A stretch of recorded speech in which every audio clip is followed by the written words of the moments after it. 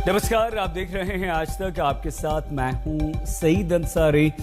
दोपहर के 3 बज रहे हैं। इस बुलेटिन की शुरुआत हम कर रहे हैं जयपुर में कांग्रेस की रैली से। जयपुर में कांग्रेस ने आज महंगाई के विरुद्ध एक रैली की। इसमें किसानों से लेकर महंगाई जैसे विभिन्न मुद्दे उठाए। राहुल गांधी ने जमकर मोदी सरकार पर हमला किया। राहुल गांधी ने हिंदू बनाम हिंदुत्ववादी की बहस छेड़ दी। उन्होंने कहा कि हिंदुत्ववादियों को सिर्फ सत्ता चाहिए, सत्य नहीं। उनका रास्ता सत्याग्रह नहीं, सत्याग्रह है। राहुल गांधी ने कहा कि हिंदू अपने डर का सामना करता है, वो शिवजी की तरह अपने डर को पी जाता है। सुनिए। महात्मा गांधी ने ऑटोबायोग्राफी लिखी, माय एक्सपेरिमेंट्स विद ट्रूथ। मतलब पूरी जिंदगी उन्होंने सत्य को समझने के लिए, सच को ढूंढने के लिए बिता दी। और अंत में एक हिंदुत्ववादी ने उनकी छाती में 3 गोली मारी। भाई और बहनों, हिंदू अपने डर का सामना करता है। हिंदू खड़ा होकर अपने डर का सामना करता है और 1 इंच पीछे नहीं हटता है। वो शिवजी जैसे अपने डर को निगल जाता है, पी लेता है। हिंदुत्ववादी भाइयों बहनों अपने डर के सामने झुक जाता है। हिंदुत्ववादी अपनी पूरी जिंदगी सत्ता को खोजने में डाल देता है, लगा देता है। उसको सत्य से कुछ लेना देना नहीं, उसे सिर्फ सत्ता चाहिए और सत्ता के लिए वो कुछ भी कर डालेगा। किसी को मार देगा, कुछ भी बोल देगा, जला देगा, काट देगा, पीट देगा, मार देगा। उसे सत्ता चाहिए। उसका रास्ता सत्याग्रह नहीं, उसका रास्ता सत्याग्रह है। इसी रैली में प्रियंका गांधी भी मौजूद थी। उन्होंने भी मोदी सरकार, योगी सरकार पर जमकर हमला किया। प्रदेश और देश की जनता आज बहुत संकट में है। मुझे मालूम है कि जिस तरह से हमारा देश चल रहा है, जिस तरह की सरकार केंद्र में है, उसकी नीतियों से आप पर कैसे कैसे संकट है और आप किस संघर्ष से गुजर रहे हैं। आज ये रैली महंगाई हटाओ रैली है। आप सब इतनी बड़ी तादाद में यहाँ क्यों आए हैं? 2 तरह की सरकार होती है। एक ऐसी सरकार होती है जिसका लक्ष्य होता है सेवा, समर्पण और पब्लिक से सच्चाई की बात। और एक ऐसी सरकार होती है जिसका लक्ष्य होता है झूठ, लालच और लूट। और आज की जो केंद्र सरकार है वो यही दूसरी तरह की सरकार है। मैं ऐसे परिवार से मिलकर आई हूं जिनके पति, जिनके सदस्य कुचले गए हैं इसी सरकार के मंत्री के बेटे की जीप के पहियों के तले। मैं उनकी विधवाओं से मिली हूं, उनकी बेटियों से मिली हूं और मैं जानती हूं उनके मुंह से उन्होंने मुझे बोला कि हमें न्याय चाहिए, लेकिन इस सरकार से हमें न्याय कभी नहीं मिल सकता। राहुल प्रियंका तो जमकर केंद्र और राज्य पर बस से यूपी पर, क्योंकि ये राजस्थान में थे। उधर जयपुर में कांग्रेस नेताओं ने राहुल के पक्ष में भी अपनी आवाज बुलंद की। सचिन पायलट से लेकर भूपेश बघेल तक ने कहा कि राहुल गांधी को फिर से पार्टी की कमान संभालनी चाहिए।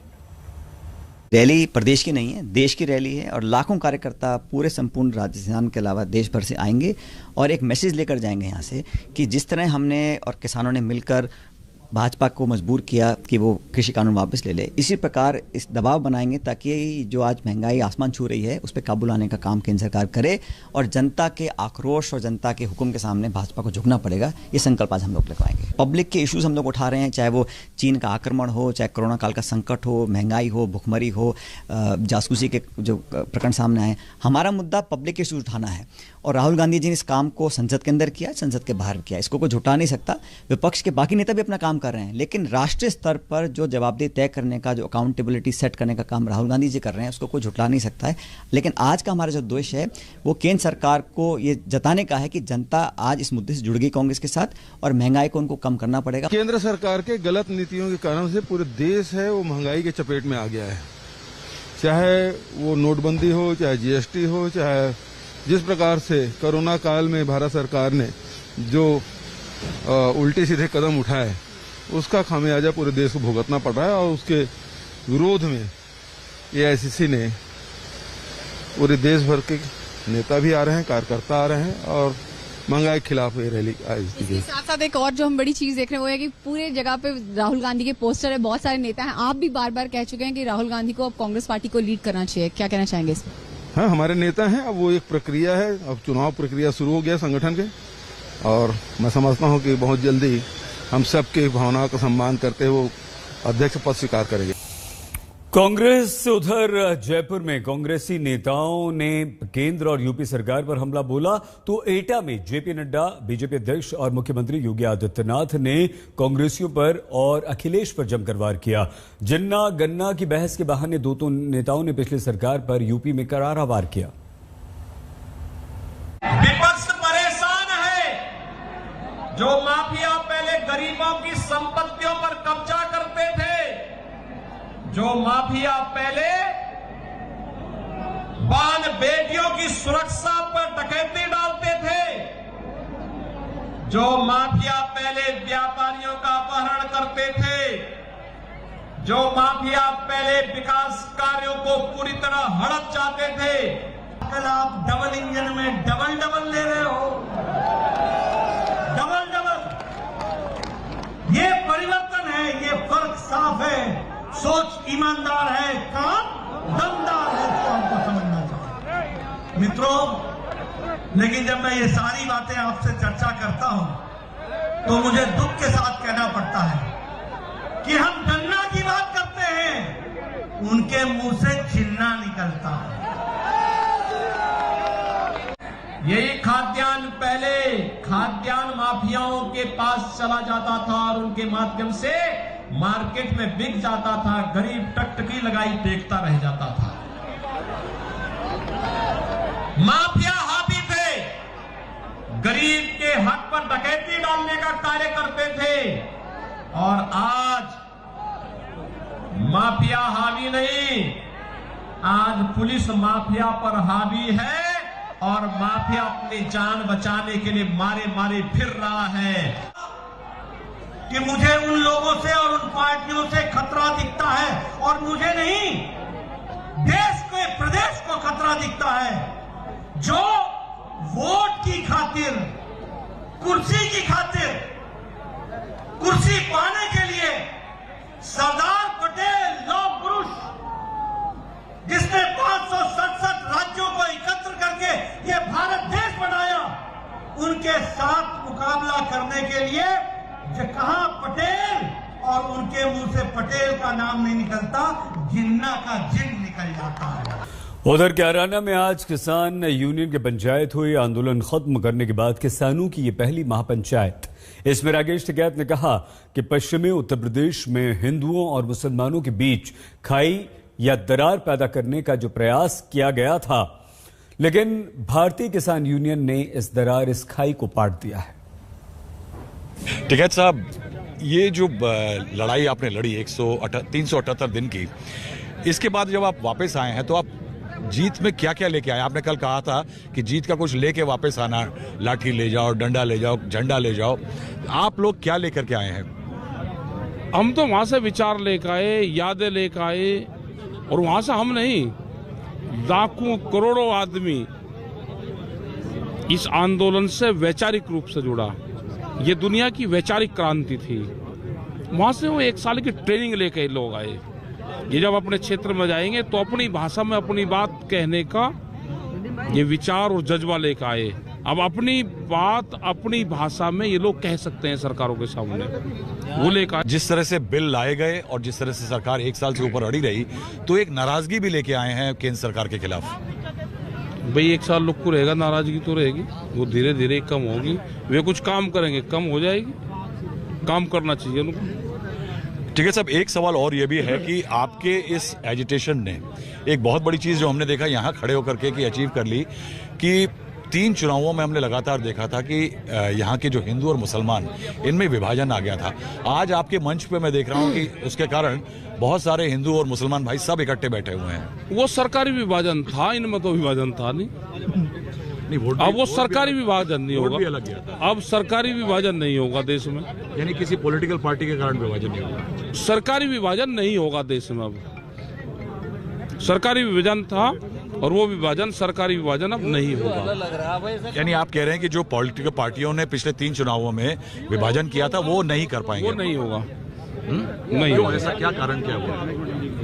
वही तो है उनका, एक ही तो एजेंडा रहता है, वो एजेंडा नहीं चलेगा, उस चीज को याद नहीं करना चाहता है क्षेत्र। 1971 के युद्ध में भारत की शौर्य भरी जीत के 50 वर्ष पूरे होने के अवसर पर इंडिया गेट पर 2 दिन का स्वर्णिम विजय उत्सव आज से शुरू हो गया। इसमें रक्षा मंत्री राजनाथ सिंह ने फिर से पाकिस्तान को साफ चेता दिया कि अगर हिमाकत की तो फिर से हम शिकस्त देंगे।